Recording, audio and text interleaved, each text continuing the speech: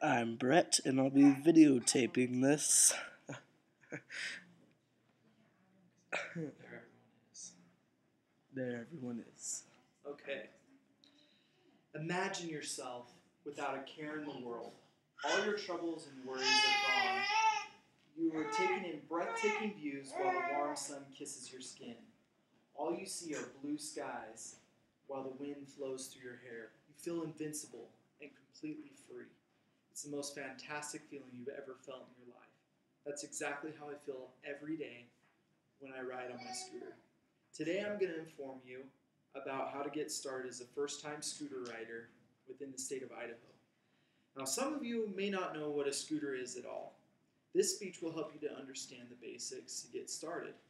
Some of you may know a lot about scooters. You may have friends or family members that own one, but this speech will really help you to know about some safety guidelines you may have not been aware of, and also the specific licensing procedure within the state of Idaho. Now, I recently have purchased a scooter, and I've been riding for the past several months.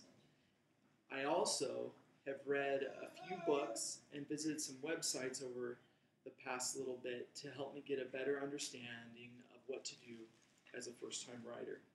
Now, today we'll be looking at scooter economics, some safety guidelines, and what one needs to do to obtain licensure within the state of Idaho. Now, one thing that's on everyone's minds is how much you have to pay for a gallon of gas. Now, on AAA's website.com, last accessed on October 20th, 2011, it said that the average national cost for a gallon of gas is $3.63. So just put that in perspective for you. I have a Honda Accord, and when I fill it up when it's all the way on empty, it costs me about $48. Now, that same week of driving on my scooter, to fill up the tank when it's on empty, only cost me about $3.20, and that's using Supreme fuel.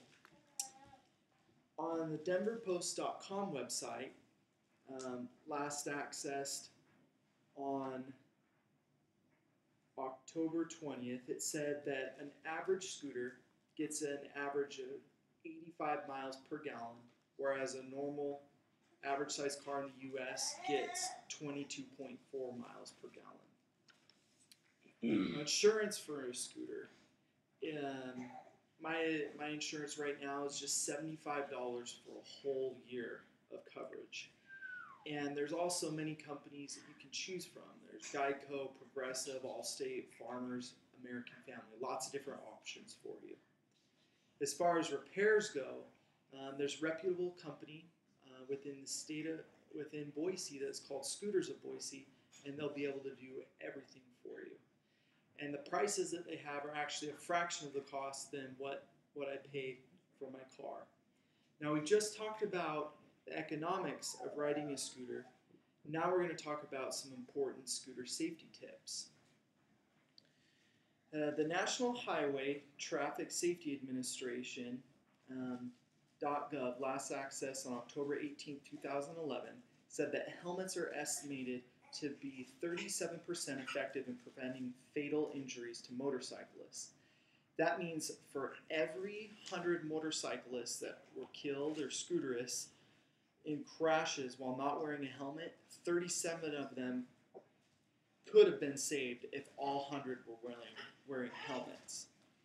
Now, what the National Highway Traffic Safety Administration recommends is wearing a DOT-approved helmet.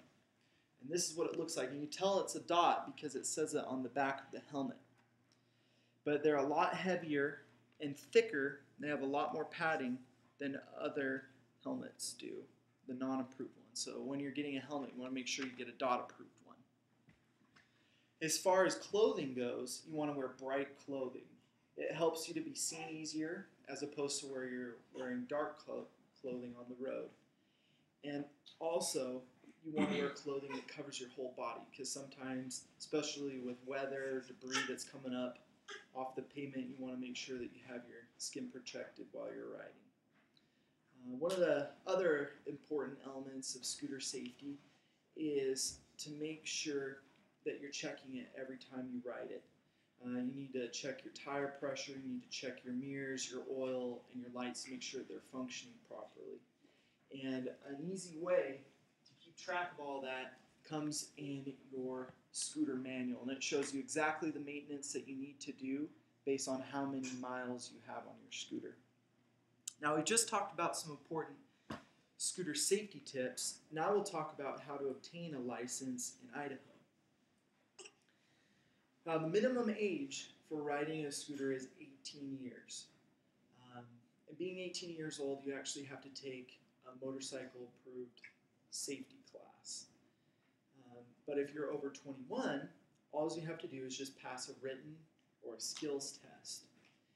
And the state of Idaho will actually give you a learner's permit that's good for 6 months with a few restrictions. You just have to drive during the day. You can't drive on the highway, and you can't have any passengers. And all that was found on the DMV's website, .gov, and that was last accessed on October 10th, 2011. But the great thing about the learner's permits is they can be renewed. So if you get your permit during the winter and a couple months have gone by and you still don't feel comfortable, you can actually renew it. And it works out great. As far as fees, to take your test is just $3, and your skills test is $10.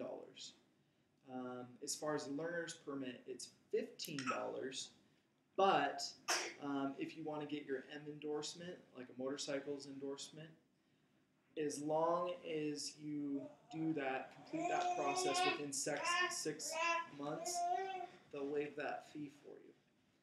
So we've just looked at a great way to get from point A to point B with a scooter. We've discussed the economics of a scooter, some important scooter safety guidelines, and how to obtain a license in the state of Idaho. So next time you find yourself having an anxiety attack with money you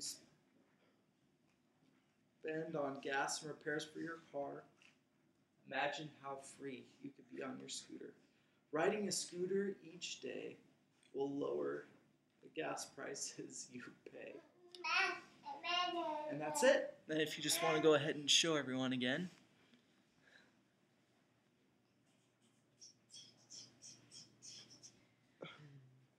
Oh, you didn't show the filmer. Oh.